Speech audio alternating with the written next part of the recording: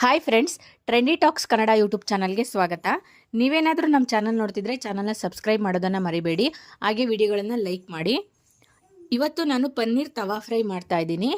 ಅದಕ್ಕೋಸ್ಕರ ಮೊದಲನೇದಾಗಿ ನಾನು 100 ಗ್ರಾಮ್ನಷ್ಟು ಪನ್ನೀರನ್ನ ತೊಗೊಂಡಿದ್ದೀನಿ.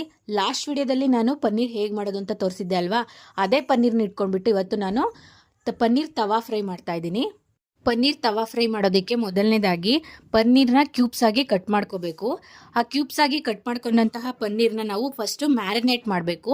ಮ್ಯಾರಿನೇಟ್ ಮಾಡೋದಕ್ಕೆ ಬೇಕಾದಂತಹ ಸಾಮಗ್ರಿಗಳೇನಪ್ಪ ಅಂತಂದರೆ ಗರಂ ಮಸಾಲ, ಅಚ್ಕಾರದ ಪುಡಿ, ಧನಿಯಾ ಪುಡಿ ಮತ್ತು ಚಿಟಿಕೆ ಅರಿಶಿನ, ಹಾಗೆ ರುಚಿಗೆ ತಕ್ಕಷ್ಟು ಉಪ್ಪು ಬೇಕು.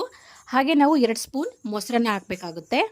ಈಗ ಕ್ಯೂಬ್ಸ್ ಆಗಿ ಕಟ್ ಮಾಡ್ಕೊಂಡಿರೋಂತಹ ಪನ್ನೀರ್ಗೆ ಮ್ಯಾರಿನೇಟ್ ಮಾಡೋದಕ್ಕೆ ಏನೇನು ಸಾಮಗ್ರಿ ಬೇಕು ಅಂತ ಹೇಳಿದ್ನೋ ಅದಷ್ಟು ಐಟಮ್ಗಳನ್ನ ನಾವು ಪನ್ನೀರ್ಗೆ ಸೇರಿಸ್ಬಿಟ್ಟು ಚೆನ್ನಾಗಿ ಕಲಿಸ್ಬೇಕು. ಪನ್ನೀರ್ ಕ್ಯೂಬ್ಸ್ಗಳಿಗೆ ನೀಟಾಗಿ ಉಪ್ಪು ಖಾರ ಹತ್ತೋ ರೀತಿ ಕಲಸಿ 5 ನಿಮಿಷ ರೆಸ್ಟಲ್ಲಿ ಬಿಡಬೇಕು.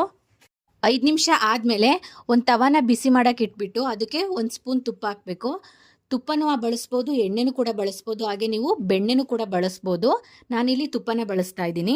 ತುಪ್ಪ ಹಾಕಿ ತುಪ್ಪ ಕಾದ್ಮೇಲೆ ಪನ್ನೀರ್ ಕ್ಯೂಬ್ಸ್ ಏನು ನಾವು ರೆಡಿ ಮಾಡಿ ಇಟ್ಕೊಂಡಿರ್ತೀವೋ ಅದನ್ನು ತವಾ ಮೇಲೆ ಇಟ್ಟು ನೀಟಾಗಿ ಫ್ರೈ ಮಾಡ್ಕೋಬೇಕು.